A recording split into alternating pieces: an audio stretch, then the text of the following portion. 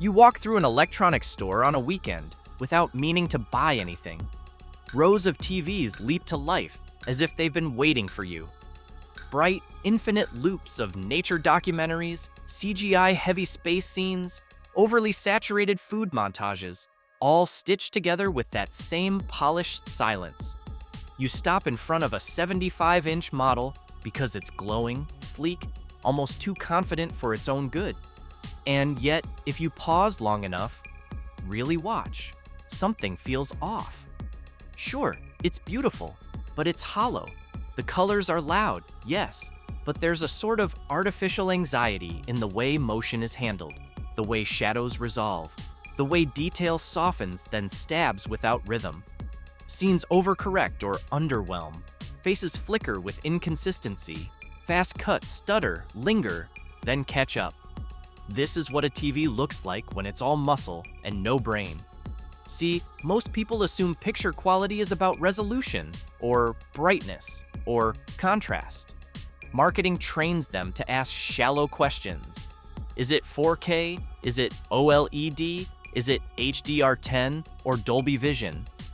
They're chasing catchphrases, and to be fair, even the cheaper panels offer visual impact at first glance. But what no one tells you, and what manufacturers often quietly avoid, is that these features don't work well without something deeper holding them together. That something is intelligence.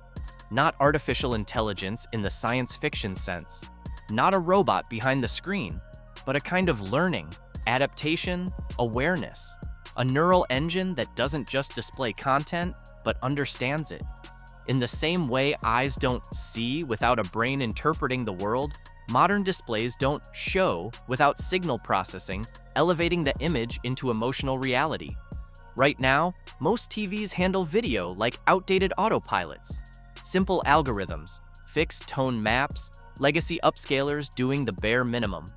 We're talking about systems that try to understand a 240p YouTube clip or a compressed 1080p TV broadcast and blindly stretch it to fill 4K or 8K screens. The results? Flat faces, over-sharpened edges, puffy, ghostly motion in sports, films that look washed out when they're not supposed to, or worse, movies that were mastered with depth, with intentional shadows or soft backgrounds, get flattened because the system doesn't understand context. And that's where neural processing is quietly changing everything. Right now, only a handful of the most advanced TVs, often from Sony, LG, Samsung, are beginning to integrate processors that can recognize patterns, textures, shapes, and even human faces in real time. Processors that don't just upscale, but rethink the image. Fill in details, not by sharpening lines, but by learning what should be there. Preserve film grain when it counts, and reduce noise when it's just compression. Reconstruct depth, smooth motion without turning it into a soap opera. It's not Photoshop, it's perception, a kind of living filter that doesn't just correct, it interprets. Let's make this real. You're watching a 90s movie, not remastered, not HDR, a scene in a dimly lit apartment. The camera is still. A man sits at a table poring over letters. Dust floats lazily in the sunlight. His face is lined, time-worn. On a basic display, it might look muddy. His skin tone lacks life. The blacks crush detail in the corner. The film grain becomes noise. The edges twitch with aliasing. The whole scene feels dated. Now on a TV with neural processing, it's almost like the system exhales. Faces get their warmth back. The processor recognizes that the noise isn't signal error, it's cinematic grain, and preserves it with subtle fidelity. The shadows open up just enough to reveal depth, not by brightening the scene, but by mapping light and darkness accurately. The man's eyes glint, his shirt's fabric breathes. The room feels lived in again. What's really happening here isn't just about resolution, it's awareness. Neural networks kicking in to understand skin from fabric, sky from fireworks, shallow depth of field from digital distortion. It's what separates sharp from natural. It's the moment a crowd scene doesn't just become a sea of digital smudges. It's why catching details in a horror film at night or a fight scene in the rain doesn't have to feel like decoding chaos. Now here's where the regret comes in. TVs without neural processing, even if they're HDR, OLED, or 4K, will age quickly. They're brute force displays, capable of showing enormous amounts of data, but unable to teach themselves how to show it better. Which means every new update to Netflix's compression algorithm, every new leap in AI-rendered content, every new generation of upscaled media leaves those TVs standing still. In 3 years, your once premium TV might struggle with basic modern visuals. Because tomorrow's entertainment won't be designed for dumb panels. It'll be dynamic, mixed resolution, AI-generated textures, real-time image streaming, variable frame rates, titles mastered for displays that cooperate with the content, not just display it. And as media evolves, the gap between TVs that learn and TVs that don't will become painfully clear. Think about Apple's Neural Engine, or Google's Tensor chips, or what NVIDIA's doing with DLSS in gaming. The future of visual media is being built around AI enhancement, not just because it's cool, but because it's necessary. We're about to drown in more pixels than the eye can naturally parse. Only smarter systems will make sense of it. And just like with cameras, megapixels stopped mattering a long time ago. Now it's about image processing. How you see, how you feel, not what's there, but how it's interpreted. It's frustrating, in a quiet kind of way, because these changes don't show up in the stores. You can't compare them side by side in the showroom with bright factory settings blasting you in the face. And sales staff aren't trained to talk about neural networks or video decoding processors. They'll throw numbers at you, throw in words like HDR and 8K and Dolby Atmos, but they won't mention the processor. The brain, the one piece that holds everything else together, and by the time you realize it's missing, you'll already be stuck with a screen that can't grow with you. A beautiful image trapped at the surface. No depth, no learning, no future. There's a quiet revolution happening, not in how TVs are made, but how they think. See, most people don't realize their TV is making decisions for them. Every frame you see has already been interpreted, reconstructed, and in some cases, repainted before it reaches your eyes. But the question is, who's deciding how your content should look? Low-end TVs use basic instruction sets. Think fixed rules, kind of like driving with a printed map from 5 years ago. Pretty good for the highway. Not so great when you run into construction, detours, or a back road that didn't exist when that map was printed. Neural processors?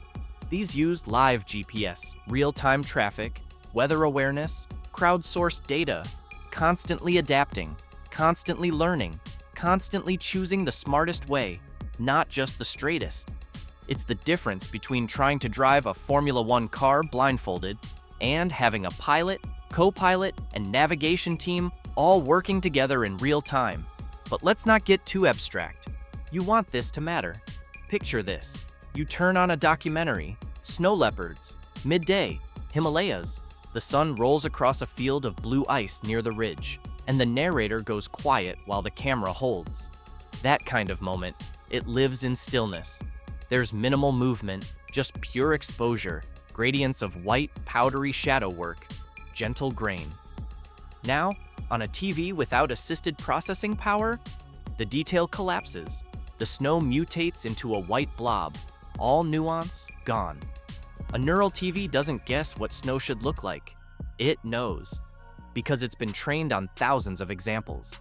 It knows the subtle flickers of light diffusion. It separates real snow texture from digital compression with eerie precision. It notices the softness of the fur against the ice and adjusts tone mapping to preserve both the shape and the contrast line. But it's not just about nature shots. Every genre benefits. Watch fast anime with high-speed pans, and any standard 60 Hz panel with linear processing will leave trails and judder. Mechas blur instead of slice. Even basic subtitles can ghost on bright backgrounds. But neural processors, like Sony's XR Cognitive Engine or LG's Alpha 9 Gen 6. These spot those issues in real time. Text movement, facial lines, background speed. They tune color, motion, clarity, frame by frame. Even subtitles get treated with respect. Less jitter, more clarity, no more mismatched lighting when dialogue bounces between daytime and night scenes. What's wild is, none of this is new science. Phones do this already, cameras do this already, tablets do this already. It's TVs that lag behind. Because for years, the assumption was simple. The bigger the screen, the better the experience. But we've hit a point where bigger doesn't mean better. It means more exposed. The larger the display, the more visible every flaw becomes. The rushed edits, the low bitrate streams, the moments where an actor's cheek shimmers like plastic because the TV panicked and guessed wrong how to upscale skin tone. Neural processors don't panic. They breathe, they pause, they observe. Their inputs pull from depth databases. And not just in a generic way.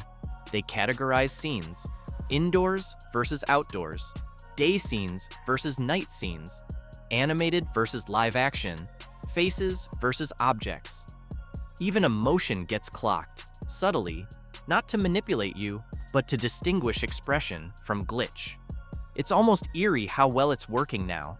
I saw it the other day during a rerun of No Country for Old Men. There's a nighttime truck stop scene, dim lighting, lots of silence. The tension relies on shadows doing most of the storytelling. On a standard TV, it looks murky, unmemorable. Details get choked out. Edge flickers. But with real-time adaptive tonal processing, you see the difference instantly. The TV recognizes the low-light scene, adjusts contrast subtly, keeps the blacks deep but not crushing. You can still see texture in Llewellyn's denim jacket. The glow of the overhead neon runs soft, not clipped.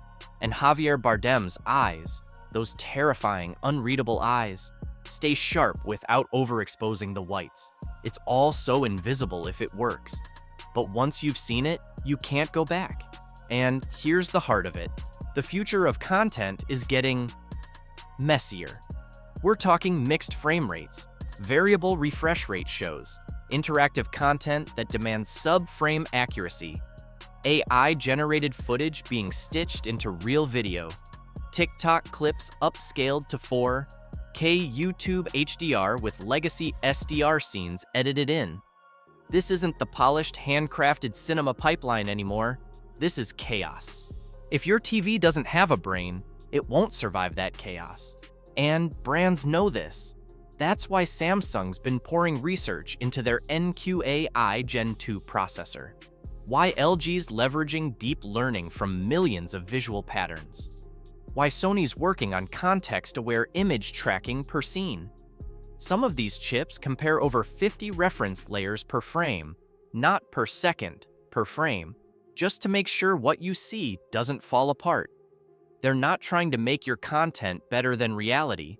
They're trying to protect it from getting worse than it deserves to be. Because let's face it, no one turns on their TV excited to analyze tech specs. They just want the feeling to be right. They want the smile to break just before the line is delivered. They want the shadow behind the door to stay still long enough to make your skin crawl. They want the tear on a cheek to look like water, not pixels. They want a fight scene to feel chaotic, but not unreadable. They want meaning, not just motion. And a neural processor, if it's doing its job, brings that to life for you, quietly.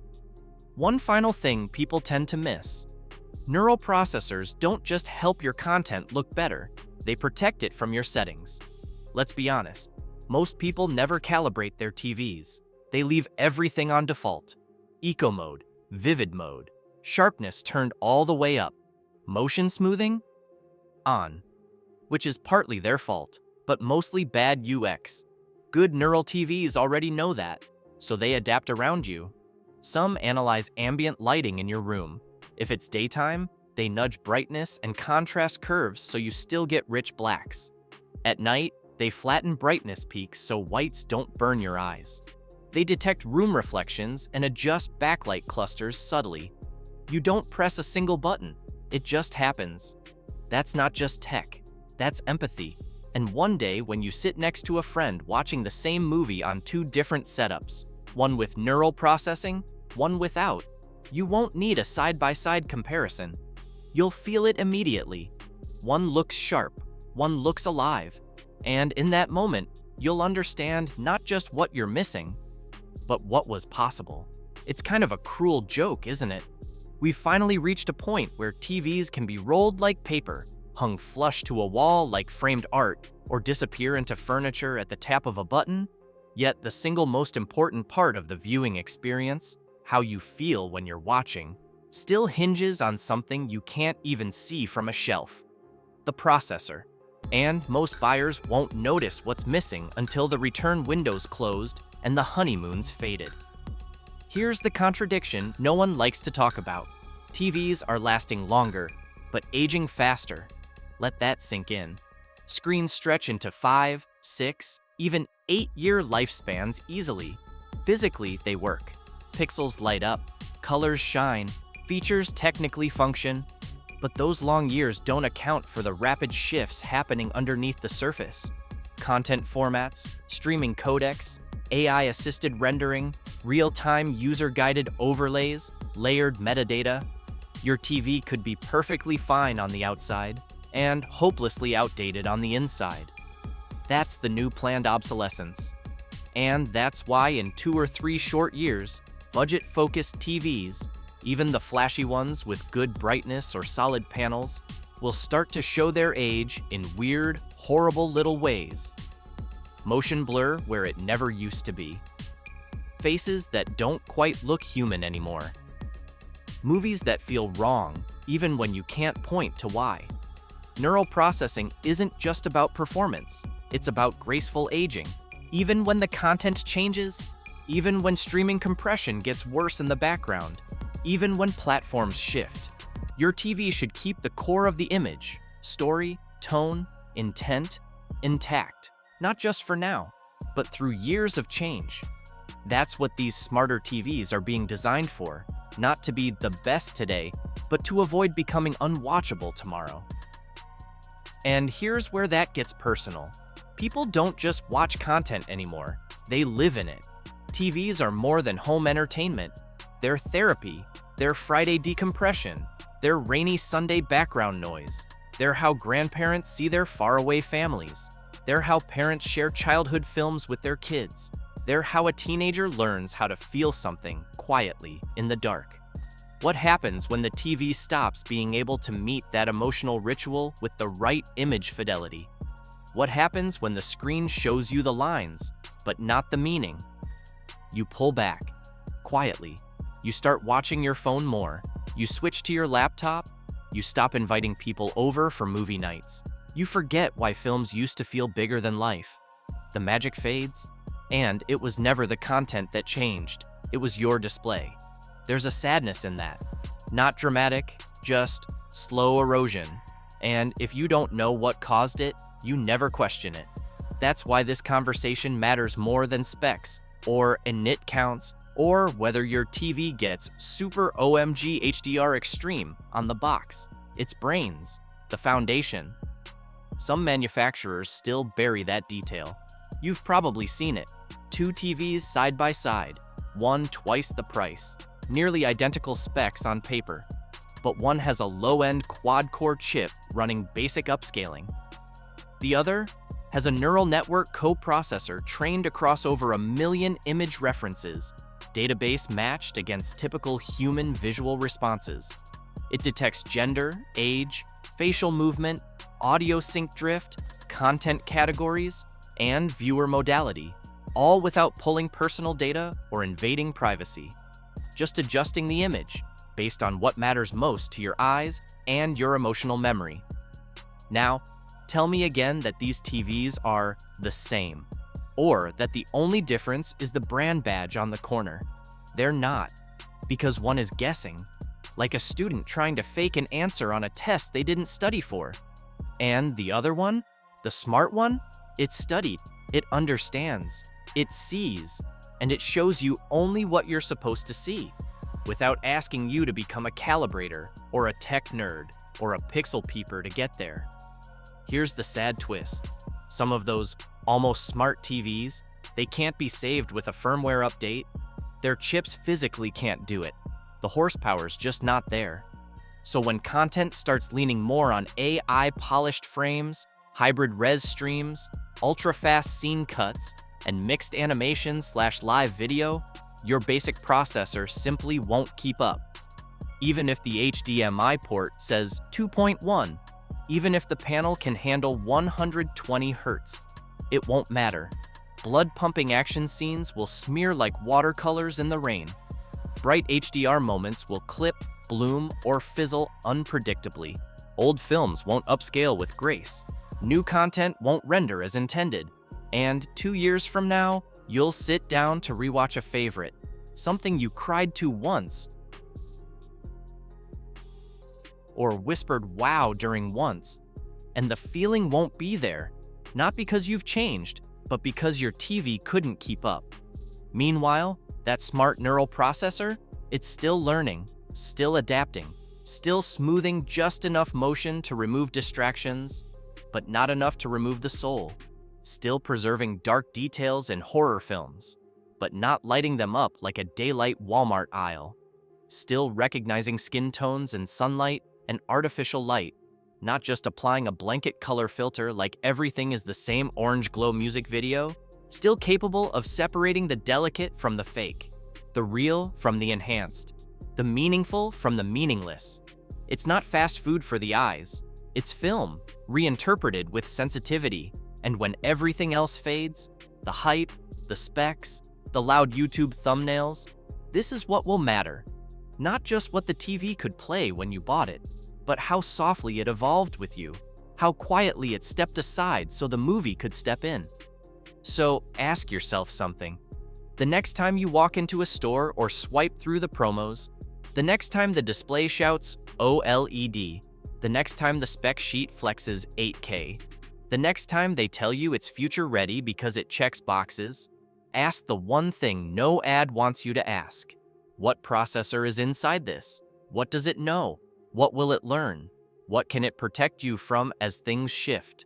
And more importantly, when your room falls quiet, and the lights fade, and your favorite scene begins.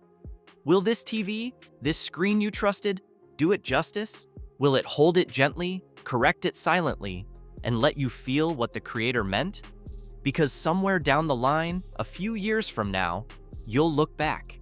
You'll try to remember why certain movies suddenly didn't move you the same way, why clarity mutated into chaos, why texture collapsed into harshness. And you'll realize, it wasn't the film, it was the TV. They want one that's smart enough to work. Before you go, hit that subscribe button. We don't just review, we expose. From the hype, to the hidden failures, to the tricks brands hope you'll never question. So, hit like, tap subscribe, and join thousands of smart shoppers who already know. Smart spending starts with asking smarter questions.